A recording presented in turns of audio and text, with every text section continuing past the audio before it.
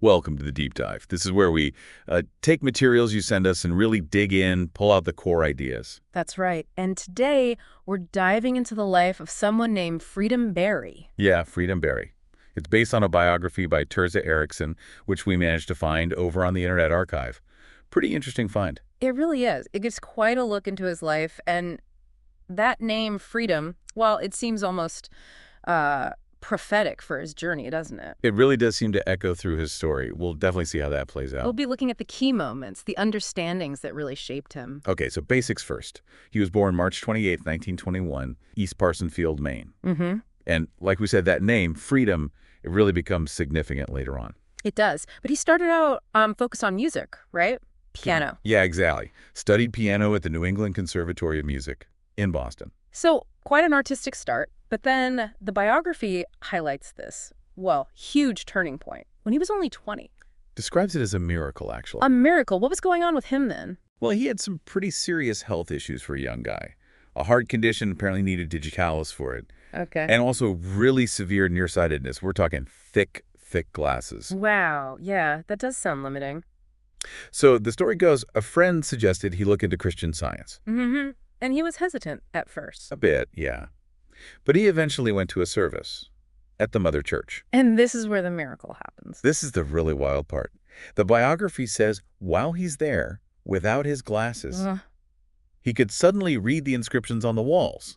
Clearly. Mm-hmm. You know, quotes from Scripture, Mary Baker Eddy's writings. Without his glasses, after needing thick lenses. Exactly.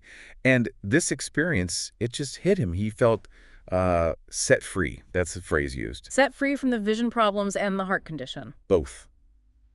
It's a really striking moment in the biography. Kind of sets this theme, doesn't it? Perception shifting reality. Absolutely. A massive shift in how he saw himself and, well, what was even possible. You can see how that would lay the groundwork for later metaphysical explorations. Definitely. Exploring reality beyond just the physical stuff we see. So fast forward a few years, 1944, he makes the move west. Right, to Los Angeles. And the biography brings in this friend, Winthrop Chandler, a longtime friend. Yeah, Chandler gives some insight into Freedom's early teaching, but that was up in San Francisco. Right, San Francisco. According to Chandler, Freedom started giving lectures there, let's see, February 1st, 1960. Tiny place to start, though. Lord and Jordan's Metaphysical Bookstore. Yeah, seated maybe 30 people. Very humble beginnings for his teaching career. But then things changed pretty quickly. Mm-hmm. Neville Goddard comes into the picture. Ah, Neville. Okay, so July 1960, Neville's doing his usual lecture series in San Francisco. 2 weeks. And crucially, the biography says Neville actually told his students, hey, go check out this Freedom Barry guy. Wow, quite an endorsement. Huge. And it worked. Freedom's audience ballooned. So he had to move, right, to the Marines Memorial Club. Yep, much bigger venue. Could hold 150 people. Big jump. Neville's influence was clearly pretty significant there. Definitely. And it didn't stop there. August 62, Neville apparently urged Freedom, you need to write a book. Put these ideas down on paper. Exactly. Get it out there to go with the lectures. And Freedom, well, he just did it. In 10 days. That's what it says, right? Wrote I do in 10 days. 10 days down in Laguna Beach. Incredible focus. So the book I Do becomes important. And the biography points to one chapter specifically, The Discovery. Yes, The Discovery. This chapter is key because it details how Freedom himself first encountered Neville's work. Ah, okay. So how did that happen? Well, apparently an acquaintance, someone also into metaphysics, gave him a copy of Neville's book. Which one? Your Faith is Your Fortune. The idea was just for Freedom to return it to the library for this person. But he didn't just return it, I take it. No way. He got completely sucked in, stayed up reading it like way into the morning. Must have really resonated. Deeply. Yeah. So much so that he actually called the publisher the next day. Just called him up. Yep. Found out Neville was based in L.A., lectured regularly at the Wilshire Ebel Theater, and that his books were sold there.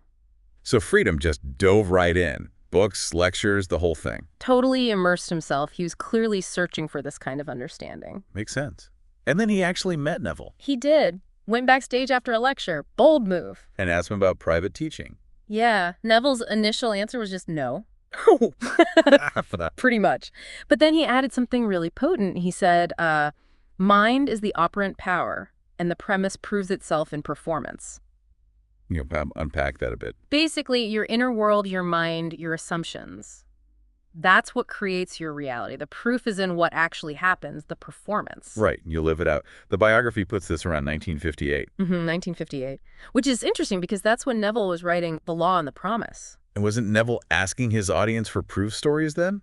Exactly. He was actively soliciting examples of his teachings working in people's lives. So freedom took that proves itself in performance lines seriously. You bet. He quickly sent Neville 3 case histories. His own stories. Showing how the principles worked for him. Yeah. And this clearly made a big impression. Because what Neville did next was pretty major, wasn't it? It really was. Before The Law and the Promise was even published, Neville persuaded Freedom to move to San Francisco to become the resident teacher of his work there. Wow. So Neville saw him as the guy to carry the torch in SF. Seems that way. Speaks volumes about how much Neville respected Freedom's understanding. Okay, so Freedom's in San Francisco teaching Neville's work. Yeah. This sets the stage for something else, right? Something big. Yes. The biography describes this incredibly profound experience he had late September 1960. Where was he? What happened? Just walking down Post Street in San Francisco, and suddenly it hits him. What hits him? This awareness. He wasn't his body, not just his body, but he was the life in it. Whoa. So, like, detached but connected. Kind of. He felt invisible, yet somehow more real than ever before. An illumined sense, the biography calls it. Okay. And then it got even weirder. It got much weirder. He felt he was everything around him. Like the Bay Bridge, the Bohemian Club building nearby, a pebble on the ground, a traffic signal, even the newspaper vendor down the street. He felt he was all those things. That's the description. This intense feeling of unity, of being interconnected with everything he perceived. So the separation between him and the world just dissolved. Pretty much. Yeah. The realization was that nothing he saw objects, people seemed to have any existence independent of his perception of. Okay, that's deep. Very. He understood that his own invisible reality, the perceiving mind, and himself as the perceiver, they were all just different aspects of the same one thing, one substance. Like consciousness itself is the only reality. That seems to be the core of the experience, yeah. And the biography links this to a Bible verse. It does. Acts 17.28. In him we live and move and have our being. For Freedom, this wasn't just a phrase anymore. It was a lived reality at that moment. Wow. Okay, that post-street experience sounds absolutely pivotal. Must have changed everything for his teaching. You'd have to think so. It seems like that direct experience really solidified everything he'd been learning and teaching. So the biography touches on his later life, too, after he moved away from the Bay Area. Yeah, gives a few glimpses. He eventually moved to California's Central Coast. And did some interesting things there, right? Not just teaching. No, quite varied, actually. Yeah. He was a tour guide at Hearst Castle for a long time, 1967 to 83. Hearst Castle. Oh. Yeah. And he narrated a BBC radio drama, something called Milford Haven, USA. Huh. Voice work. And he was involved in local theater, too. Did plays at the Peter Plough Playhouse, classic American theater stuff, even some local radio and TV ads. So he stayed creative, expressing himself in different ways. Seems like it. And he kept writing, too. Right. There were other books besides I Do. Yep, the bio mentions Passkey, 7 Salient Subjects, and Gate of the Year. So he continued sharing his insights. And there might be recordings, too. The biography mentioned a lecture transcript. Yeah, transcript of Freedom on the Beach, lecture by Freedom Barry. Which suggests, there might be audio or other transcripts out there if people want to dig deeper. Good to know. And just to recap the source itself, it's Neville Goddard Research, Freedom Barry.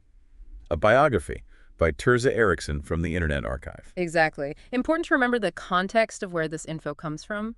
So wrapping this up, what a journey for Freedom Barry. Starts with that pretty dramatic healing. Yeah, the miracle. Then dives deep into Neville Goddard's work, gets Neville's personal encouragement. Becomes a teacher himself. And then has that mind-blowing experience on Post Street, that realization of oneness. That Post Street moment really feels like the core of it, doesn't it? That aha insight. It offers such a different way to think about reality and our place in it. It really does. This biography gives a fascinating look at someone really living these metaphysical ideas, not just theorizing. That direct experience seems key. Yeah, it moved from intellectual understanding to something embodied, maybe. Which leads us with a thought for you, the listener. Right. Thinking about Freedom Barry's experience, that moment where his perceptions seem to redefine everything. How might your own perceptions be shaping your world, maybe in ways you haven't really stopped to consider? Yeah, are you the bridge, the pebble, the traffic light too? Definitely something worth mulling over.